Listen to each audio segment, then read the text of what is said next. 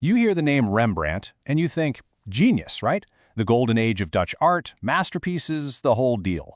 But what if I told you that one of the most celebrated artists in all of history died completely and totally broke?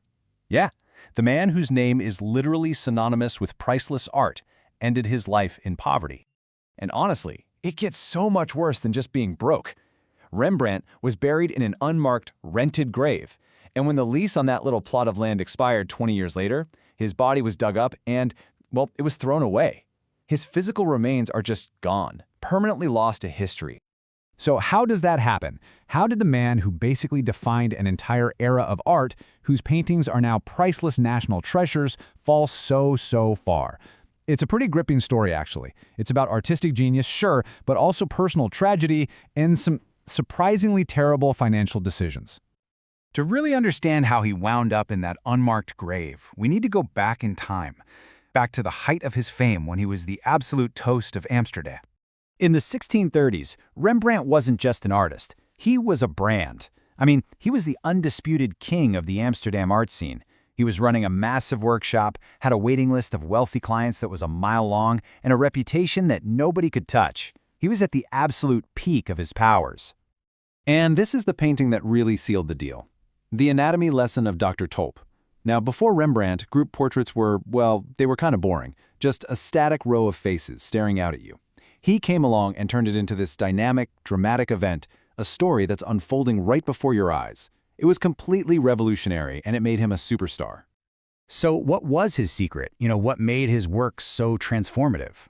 Well, it all comes down to his absolute mastery of light and shadow. You see, this guy didn't just paint with color, he painted with light itself. He mastered this technique called chiaroscuro. It's an Italian term, and it's all about the dramatic use of light and dark. Think of it like he was sculpting with paint, using the darkness to carve out forms and create this powerful, three-dimensional feeling on a totally flat canvas. But Rembrandt, being Rembrandt, took it to a whole other level with something called tenebrism.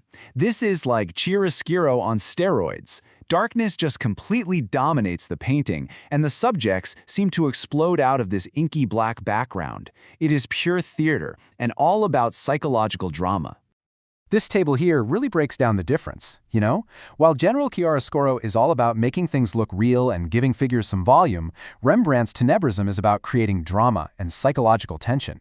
The light source isn't just natural anymore. It's like a single, intense spotlight, creating this incredible sense of theatricality and mystery. And you know what's wild? His influence is still all around us today. His technique was so groundbreaking that it's now a fundamental concept in photography and filmmaking. They literally call it Rembrandt lighting. A 17th century painter is still teaching us how to see. It's amazing. Okay, so this brings us to his most famous painting, The Night Watch, and the popular but completely wrong myth that this was his downfall.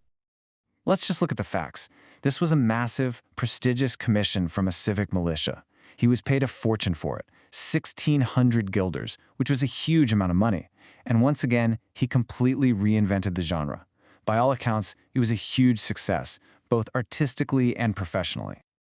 But here's the legend you've probably heard, that the militia members who paid for it were furious, that they hated how some faces were hidden in shadow, that it was too chaotic, and that this big public failure completely destroyed Rembrandt's reputation and his career. But here's the thing, that story is a complete fabrication. Historical records are very clear. They show that Rembrandt continued to be the go-to artist for Amsterdam's elite for years after The Night Watch. So if the painting didn't ruin him, what did? The answer isn't in his art studio.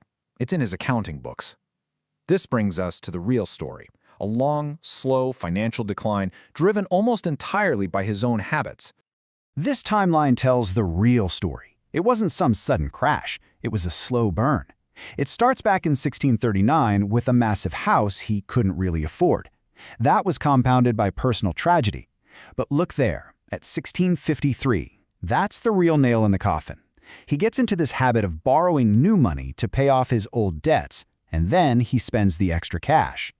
By 1656, his creditors had just had enough. The sources are really blunt about this. His financial problems weren't bad luck or a failed painting. They were a direct result of, and I'm quoting here, fiscal irresponsibility. He was just consistently living beyond his means and mismanaging his money, even while he was earning a fortune. So by 1656, he was incredibly over-leveraged. Basically, he owed way more money than he was worth, and he had no way to pay it back. His only way out was this 17th century legal process called cessio bonorum. So what was that? Well, it was essentially a structured bankruptcy. First, he had to formally declare he was insolvent. Second, he had to surrender everything he owned, his house, his printing press, his massive personal art collection, all of it, to the court. And then here's the crucial third step. Once his stuff was sold off, his debts were legally wiped clean. His creditors could never come after him again. But the consequences were just personally devastating. He lost his magnificent home. His priceless art collection, his passion, was sold off at auction for a pittance. And in a final, heartbreaking act of desperation, he was even forced to sell the grave of his beloved late wife, Saskia.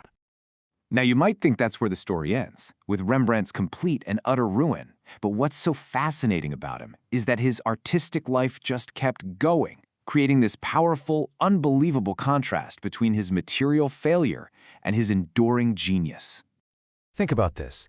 In 1662, 6 years after his public bankruptcy and humiliation, he gets a commission from the Amsterdam Drapers Guild, one of the most powerful and elite groups in the entire city. And what's the result? Another one of his timeless masterpieces. And this really gets to the very heart of the Rembrandt paradox. He was a legal bankrupt, stripped of all his possessions, a social pariah in many ways, yet he was still considered the greatest artist of his time. His financial reputation was in tatters, but his artistic reputation, that was untouchable. So we're left with this question. Rembrandt lost everything that 17th century society thought was valuable. His house, his money, even his own grave. And yet his art, his true legacy, has made him immortal. It forces us to ask, what really is the true measure of a life? And what will we leave behind when we're gone?